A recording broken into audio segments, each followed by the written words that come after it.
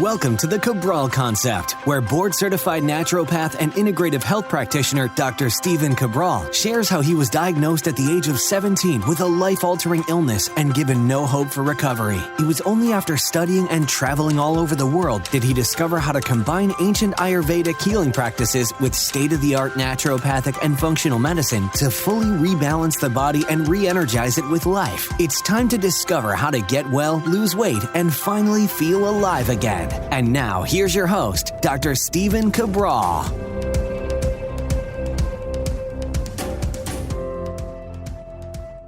Welcome back, everyone. We're here today, brand new Training Thursday. Today's going to all be about, though, overcoming fatigue, developing a state of peak energy, something that you can look forward to every single day of your life. I'll tell you right now, my life today is radically different than it was before the age of 27.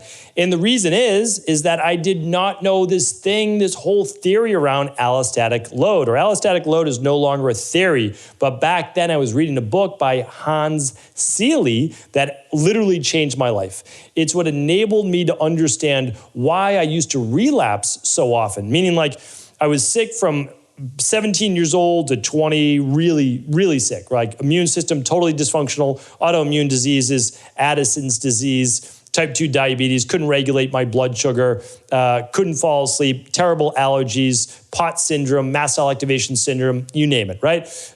Body was not regulated. It was completely imbalanced, couldn't control my HPA axis, my adrenals, immune cells, white blood cells, etc. Now, then I would start to learn about nutrition. I was deep into nutrition, start to get a little bit better, would see practitioners, natural health practitioners, follow their protocols, feel like I was starting to get well, and then a few months later I would relapse. Then I would try the next thing and start to get pretty well, and then I would relapse, meaning like I would just go back to being absolutely exhausted, walking around like a zombie, flu-like symptoms, couldn't sleep, but I was tired and wired. I was tired all day long. Grogginess, never felt like I woke up, had brain fog, joint pain, fibromyalgia, and then at night I couldn't fall asleep. I mean, it was the worst of the worst. So here's the thing though. I realized eventually this thing called allostatic load that I was not managing. It goes back to why I wrote my book, The Rain Barrel Effect. Why did I do that? Because allostatic load is the rain barrel effect. It's just another terminology for it. But it's very interesting though, because allostatic load is a little bit different than the rain barrel effect. And if you don't know what the rain barrel effect is, it's basically over our years, over our life, we begin to accumulate heavy metals like aluminum and fluoride in our body and chlorine and arsenic and mercury, et cetera, right? But we also start to accumulate pesticides and glyphosates and benzenes and all sorts of other chemicals. There's over 100,000 man-made chemicals now in the environment, and we accumulate those. But we're also exposed to car exhaust fumes, and we're exposed to stress in our daily life and blue light at night, all these things. Well, they just kind of gradually fill up the rain barrel. And then as we age as well, we start to lose our reserves of our vitamins and our minerals and our enzymes and all these different things. And then the rain barrel fills up further because it can't deal with the onslaught of life. And then eventually that rain barrel overflows. That means the water overflows the top of the rain barrel. Now, we kind of felt the symptoms maybe creeping up. A little less energy, a little lower mood, not as much ambition, not as much drive, lower sex drives, not as much endurance or ability to work out in the gym. You get tired more often, more inflamed. Okay, like those are the symptoms. Then all of a sudden the rain barrel overflows, and now you have an autoimmune issue, you have type 2 diabetes, you've got cardiovascular issues, you have high blood pressure, you have migraines, you have any one of these things. Well, that's the rain barrel overflowing. But you had the symptoms before that. We weren't necessarily taking care of those, and then we end up with a disease diagnosis. Well, the disease diagnosis didn't happen overnight, right? That's overflowing the rain barrel. The good news is this: if you empty your rain barrel, you can reverse disease. Every person with every type of disease has done it. That's the truth. And so you can say, well, my disease is this, that, or the other thing. I get it. I understand. I had so many diseases, so many. And yes, they are a part of my genetics, but I don't have them today. So how did I do that? I worked overtime to reduce and empty that rain barrel. And that allowed me then to reduce allostatic load on my body. My body could then do what it knows best, is to begin to heal itself. Now, what I want to share with you, though, is allostatic load in terms of stress. If you're tired right now, there is something stressing your body. GI, so gut issues, heavy metals, stealth pathogens like mold, parasites, Lyme, viruses. Those things could all be weighing down the body. And also overall exhaustion. And so what do? Well, you need to be able to build yourself back up. Like that's what it's all about. That is managing allostatic load. So allostatic load, it refers to the cumulative burden of chronic stress and life events. That's literally how it's defined. It involves the interaction of different physiological systems at varying degrees of activity. When environmental challenges exceed the individual's ability to cope, then allostatic overload ensues. That's the definition. What does that mean? Okay, so every time you get stress, I've talked about this before in the show, your body produces something called catecholamines, and it produces certain neurotransmitters, and it produces glucocorticoids. You don't need to know really any one of those things, but know this. You probably heard the word adrenaline before, right? So adrenaline is produced at the start of stress, basically norepinephrine, and that adrenaline is produced in the adrenal medulla, so in your adrenals. You probably heard about that before, right? Then our body gets another loop from the hypothalamus in the brain to the pituitary gland, down to the adrenals, it gets a signal. Okay, now we're gonna produce cortisol. It's a glucocorticoid, which means we're gonna start to get all revved up. We're gonna bring sugar into the bloodstream, whether you ate any carbs or not, to be able to get in that fight or flight, to have fuel for fight or flight, okay? That's what it does. Now, in terms of neurotransmitters, we have noradrenaline and we have norepinephrine. That's gonna get things, heart rate accelerated, right? We've got that, we start to sweat maybe a little bit, cold hands and feet, like any one of those things can happen. So that is the start to the stress cycle. That is not good if we are chronically stressed. It leads to then the exhaustion, which leads to basically burnout. And Hans Selye was really the, I don't know if you want to say like innovator, father, godfather of this. He wasn't the first, but he really put pen to paper. There's that Boston accent that hardly ever comes out, but there it is right now. In 1956, he wrote a book called The Stress of Life. Now, I wasn't around in 1956, but through the beauty of books, I got to read that many years later. Probably read that right around 2005, 2006, right around there, probably right around there, before I met my mentor. So I was reading hundreds of books a year. And you have to understand, like, I was obsessed with getting well. So people are like, how do you read hundreds of books a year? It's not that difficult. It's a couple books a week, like that's it. And so when you look at that though, he talked about this. He talked about the different stages of exhaustion and burnout. And it's a great book. You can still get copies here today. Probably doesn't read as well, right? It's a little bit different, but it's amazing. And it talked about this. And so that's where I started to learn that in Ayurveda, different body types and why I was relapsing, because I couldn't manage allostatic load. And here's why. So my body's depleted, worn down, run down. Now, whether it's summertime, I naturally feel a little bit better with the vitamin D, the sunshine, no more gray skies, seasonal affective disorders a little bit less, all those different things, great. I start to then, what do? Well, I work more, hang out with my friends at night. I'm working a job. I actually was working 2 jobs at the time and going to the gym. And then after like a month and a half or 2 of that, I would then burn out and get exhausted again. I get swollen glands, all these symptoms come back. Okay, here's what you need to know. You need some stress in life. There's a beautiful bell curve. So if you're not familiar with a bell curve is basically an upside down U. And on the left side of the bell curve, about let's say 25% of the way up, you've got too little catecholamine production, too little glucocorticoids. Let's just call them stress hormones. So when you're producing too little stress, no energy. Now the middle 50%, the right amount of cortisol, the right amount of adrenaline. Great energy, good cardiovascular health, because you need that for cardiovascular health, strong endurance, good mood, all of those things. Then the last 25%, too much cortisol production, too much adrenaline. That's the anxiety, that's the overwhelm, that's the panic, all those things are there, right? The first 25% with the exhaustion, not enough cortisol production. That's where I was. That's Addison's disease, right? That's at its worst. That's apathy, like no emotion.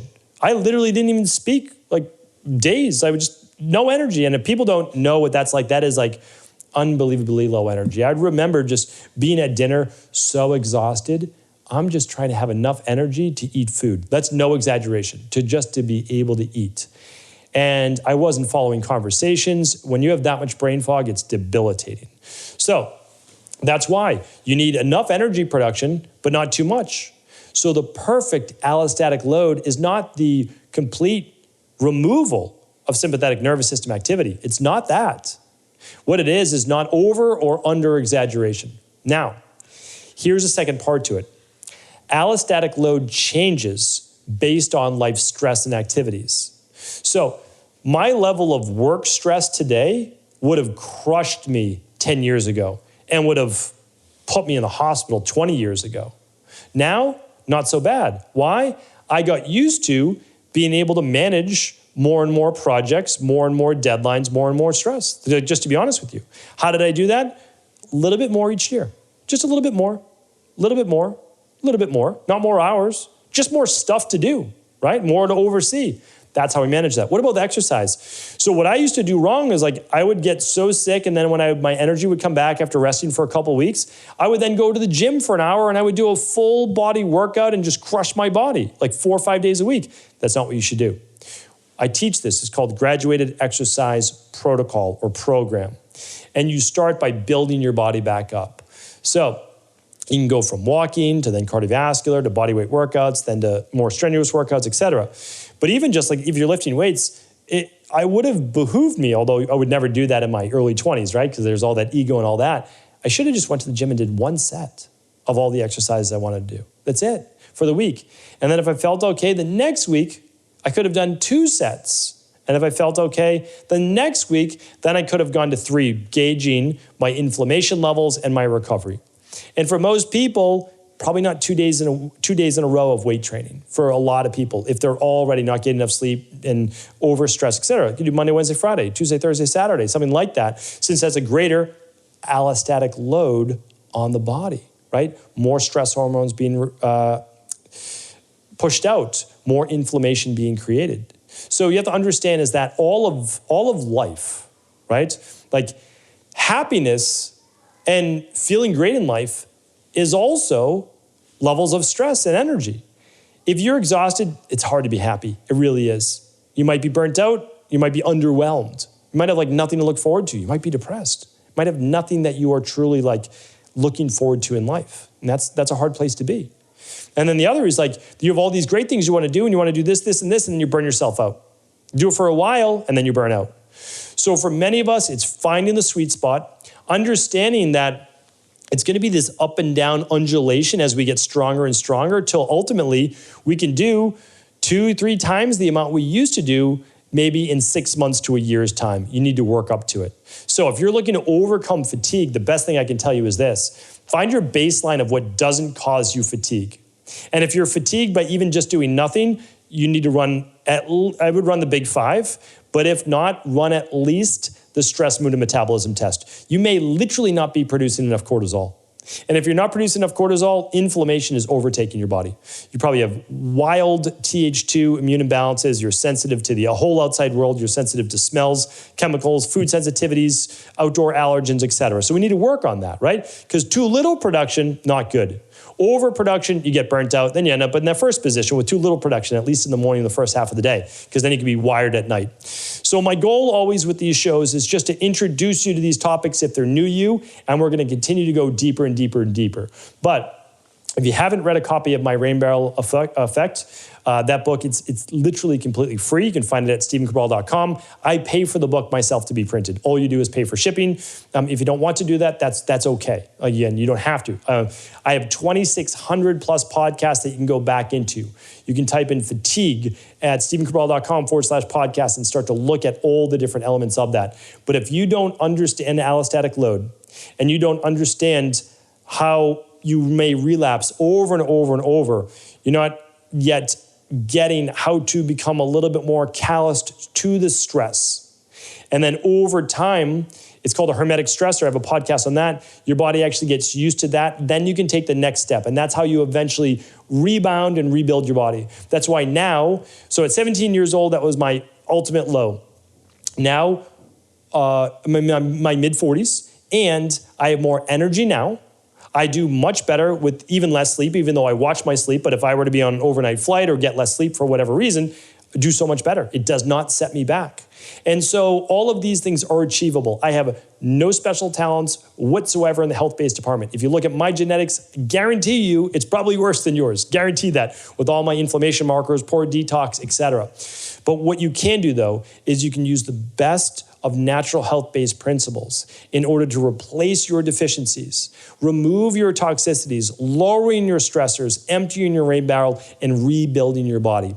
Hopefully today's show was helpful. Again, all of these show notes and takeaways are at stephencabral.com/2610. And as always, do feel free to share this show with anyone you believe it could serve. Ever wonder what the best sauna, blue blockers, sleep trackers, wake lights, salt lamps, or other health gadgets are? Or what about the top non-toxic mattresses, sheets, soaps, bath products, toothpaste, and cookware? Or would you like to know the cleanest choices for hemp parts, meal delivery services, supplements, and much more? I personally curated, researched, and now created a resource page of all of my top picks that continues to grow each week. These are the exact products I use in my own life, with my family, in my private practice, and they're the ones I trust. To find out all of my up-to-date recommendations and all the details, simply head on over to stephencabral.com/resources.